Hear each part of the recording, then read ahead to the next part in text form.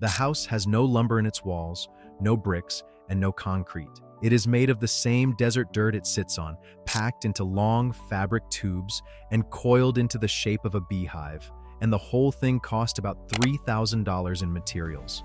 Tonight, in the high desert outside Hesperia, California, a 58-year-old widow is asleep inside it, warm, behind a wooden door that locks, while the temperature outside drops below freezing. 2 years ago, she was sleeping in her car. And the strangest part of her story is not how cheap the house was to build. It is what happened to her during her first week living inside a home made of earth. To understand what that first week did to her, you need to know what the 2 years before it looked like. A car is a terrible bedroom. You sleep sitting half upright with the seatbelt buckle in your hip. You wake every time headlights sweep the windshield, and you learn which parking lots tolerate you until about 5 in the morning and which ones send security at midnight. She kept her late husband's photo in the glove box and her paperwork in a shoebox on the passenger seat, and she got very good at looking like a woman who was just resting her eyes for a minute. Then came the dome. Her first night inside it, she barely slept, and not for the reason you would guess. The walls of an Earthbag dome are more than a foot thick, closer to 2 feet at the base, which is more raw mass than almost any house on an American street. That much earth swallows sound. The freeway hum she had fallen asleep to for 2 years was simply gone. Residents of these domes tell some version of the same story. After years in tents, shelters, and back seats, the brain keeps waiting for footsteps, engines, and voices, and the silence feels like being underwater. One man who had camped for a decade beside an interstate said he lay awake listening to his own heartbeat. Then, somewhere around the third night, something lets go. People sleep 10, 11 hours straight, some of them for the first time since they lost their homes. Rain is usually the moment the house becomes real. Rain on a tent is a threat. Rain on a car roof is a countdown to a wet morning. Rain on 2 feet of packed and plastered earth is barely a rumor, and one woman said she sat up half the night just to enjoy how little of the storm she could hear. So where does a $3,000 dirt house come from? To answer that, you have to follow an architect who walked away from everything. In 1975, Nader Khalili was a successful Iranian-American architect with skyscraper contracts in Los Angeles and Tehran, and he gave it all up, bought a motorcycle, and spent 5 years riding through the remote desert villages of Iran. He was chasing a very old idea. For thousands of years, people in some of the harshest climates on the planet had built homes from nothing but the ground under their feet, and those homes stayed cool in summer, warm in winter, and standing for centuries. Khalili spent those years repairing village houses with the people who lived in them, and at one point he even experimented with firing entire Adobe buildings from the inside like giant clay pots, turning whole rooms into ceramic. The experiments taught him something he repeated for the rest of his life. The 4 cheapest materials on Earth are earth, water, air, and fire, and almost nobody in modern construction was using the first one. Then came the twist that sounds invented, except it is documented. In 1984, NASA and a group of universities invited proposals for building shelters on the moon, where astronauts would have no lumber and no delivery trucks, only dust and rock. Khalili submitted an idea of almost embarrassing simplicity.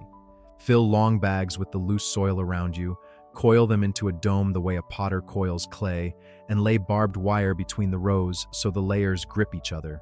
The scientists took it seriously, and Khalili realized that if this could shelter an astronaut on the moon, it could shelter a homeless family on Earth for close to nothing. He founded the Cal Earth Institute on a dusty lot in Hesperia in 1991 and named the method Super Adobe. In the mid-90s, his small domes went through California's earthquake testing, some of the strictest structural standards anywhere, and the little dirt buildings refused to fail even as inspectors kept piling on load. The United Nations worked with him to build emergency dome shelters for Persian Gulf refugees.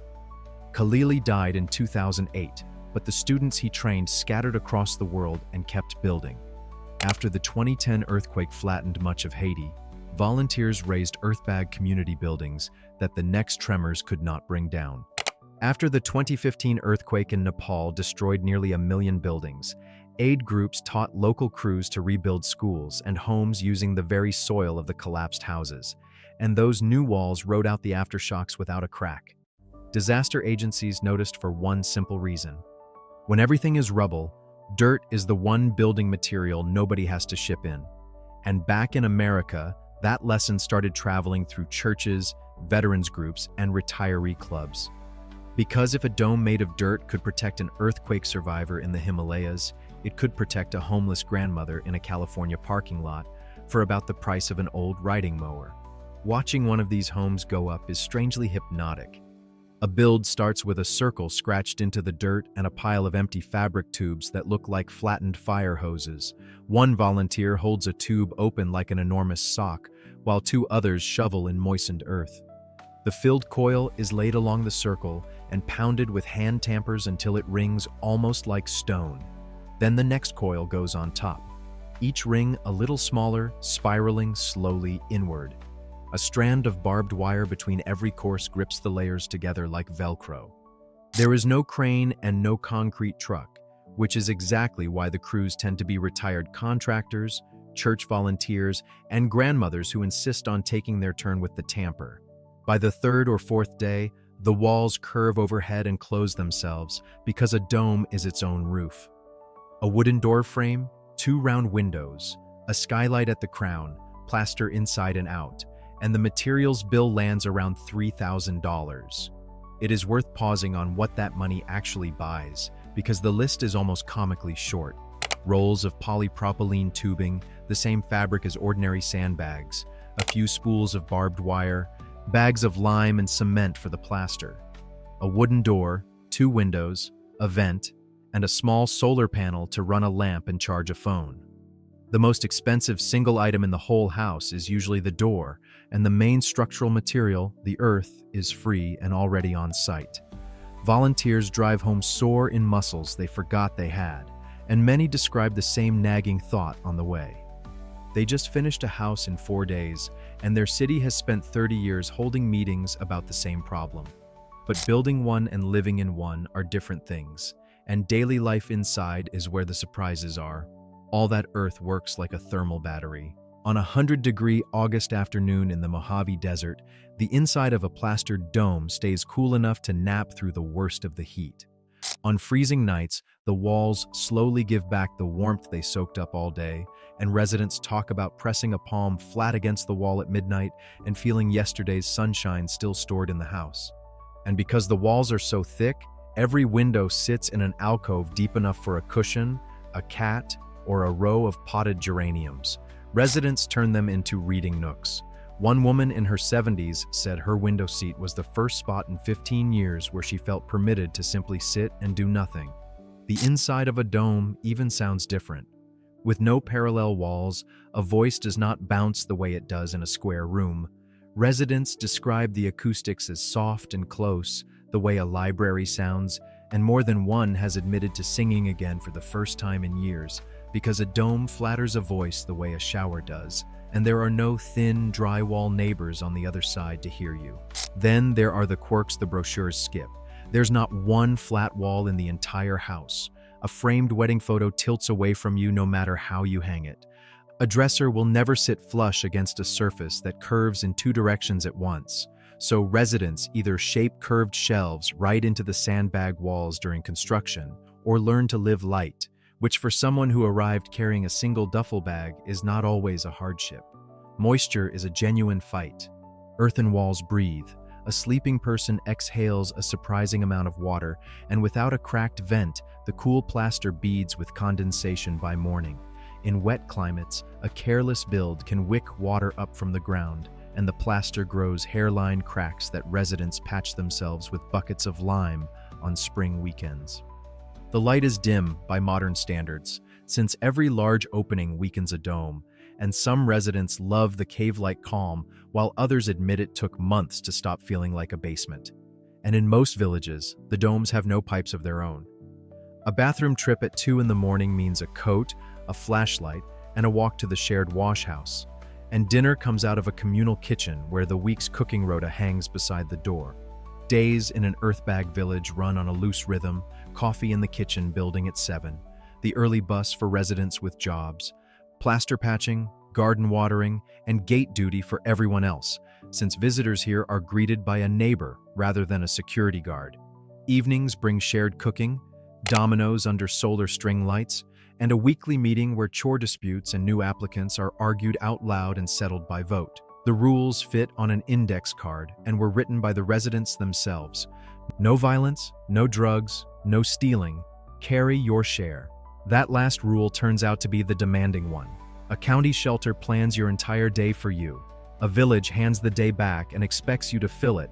And several residents have called that expectation the first thing in years that treated them like a grown adult. A few others found the weight of it harder than the sidewalk and quietly moved back within the week. New arrivals get a small ritual in many of these villages.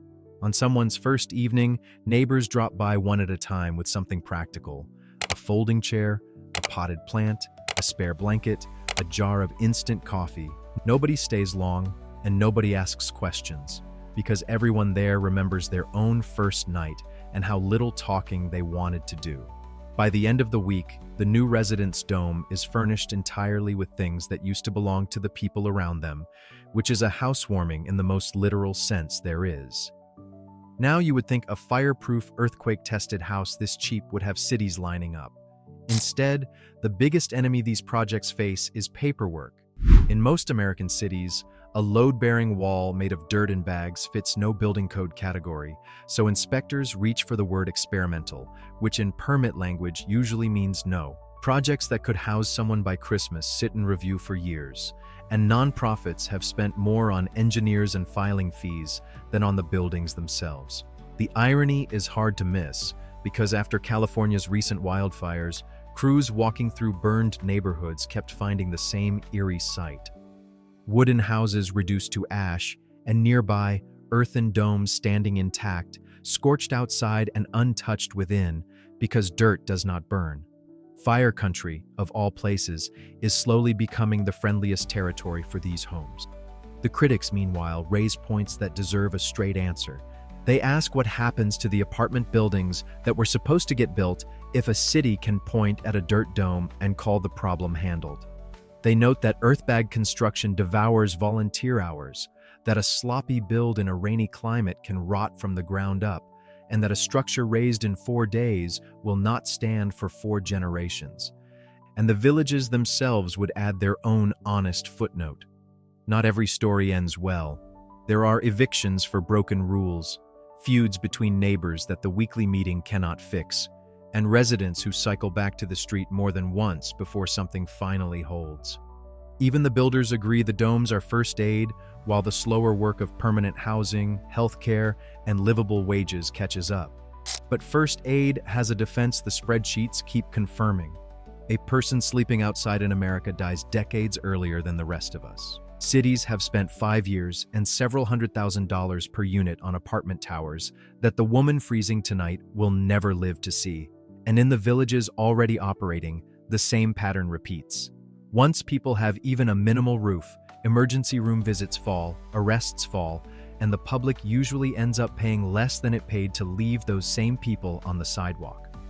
Now, before we look at who is actually living behind these curved doors, I want to speak directly to some of you for a moment, because many of you watching are not just curious about this story. Some of you are on a fixed income that stopped stretching 2 years ago. Some of you lost a husband and half the household income on the same day. And some of you have a veteran in the family who is too proud to ask for help. That is exactly why we put together a guide called the Veteran's Blueprint. It walks through the emergency housing programs, the benefits most people never apply for, and the assistance strategies that caseworkers rarely have time to explain, for veterans and for anyone standing closer to the edge than they would like to admit. We keep it off YouTube so we can go into detail and update it as programs change. You will find the link in the description below. If things are tight right now, it may change your next 6 months. And if you simply want to be ready to help someone you love, it will show you exactly where to start. So, who actually lives in these dirt homes? The picture most Americans carry in their heads is decades out of date, because the fastest growing group of homeless people in this country is now people over 55. Caseworkers have a name for it: the gray wave. It is the retired home health aide, whose rent doubled in a decade while her Social Security did not. The widow who discovered that one pension check does not cover a lease that was built for two. The warehouse worker whose knees gave out at 61, 4 years before anything else kicked in. A striking number of them have spotless records and lifelong steady habits, and there are women in their 70s sleeping in sedans behind supermarkets tonight, keeping a clean blouse on a hanger in the back seat so that nobody at church suspects a thing. For that generation, a big city shelter, loud, crowded, and young, can feel more dangerous than the parking lot. A small dome with a locking door in a quiet, gated village of neighbors their own age is often the only offer of help they will actually say yes to. And village operators say these older residents arrive carrying exactly what a community needs most: patience, standards, and 50 years of practice at living 10 feet from another human being without drama. Ask residents what changed them, and the answers rarely mention architecture. They talk about the key. Carrying a key in your pocket, several have said, rewires something in the body. One man kept his on a shoelace around his neck for the first month because he could not believe it was his. And a few weeks in, people notice their shoulders have finally come down and their jaw has unclenched without ever deciding to relax. They talk about the mailbox because without a street address, there is no job application, no bank account, and no benefits. A cot in a shelter does not count as an address. A registered earthen home on a real lot does, and they talk about being expected. In a village, somebody is assigned to cook beside you on Thursdays. Somebody waters your tomatoes when you are at a doctor's appointment and notices when your lamp does not come on at dusk. One resident put it in a sentence that is hard to forget. "Out on the street," she said, "I could have disappeared, and it would have taken weeks for anyone to ask. Here, it would take about an hour." Visitors to these villages usually arrive braced for something grim, rows of huts and lowered eyes. Instead, they find laundry lines strung between white plastered domes, wind chimes, a vegetable bed with hand-lettered markers, and two men arguing cheerfully about the correct way to season a cast-iron pan. It looks less like a program and more like a small town that happens to be round. And there is one detail from Hesperia worth sitting with as this story ends. Before her house existed, the widow from the beginning of this video spent 2 years parked on ground she was constantly being told to leave. Then a volunteer crew shoveled that same desert ground into fabric tubes and coiled it up around her. The dirt she used to sleep on top of is now the wall she leans her back against to read by the skylight. Everything that pushed her into that car is still out there. The rents, the pensions that do not stretch, the waiting lists. But the earth itself switched sides. Earthbag homes will not end the homeless crisis, and the people who build them say so louder than anyone. What they prove is smaller and stranger. In a country arguing over billion-dollar solutions, the distance between a parking lot and a decent life can sometimes be closed with a pile of dirt, a roll of sandbags, and a handful of neighbors with one free weekend. If someone came to mind while you were watching, the Veterans Blueprint stays linked in the description for veterans and for anyone close to the edge. And hit subscribe, because next week we are stepping inside the abandoned American motels, being quietly converted into apartments for a fraction of the cost of new construction. And the room we found at the end of one of those hallways is still on our minds. We will see you there.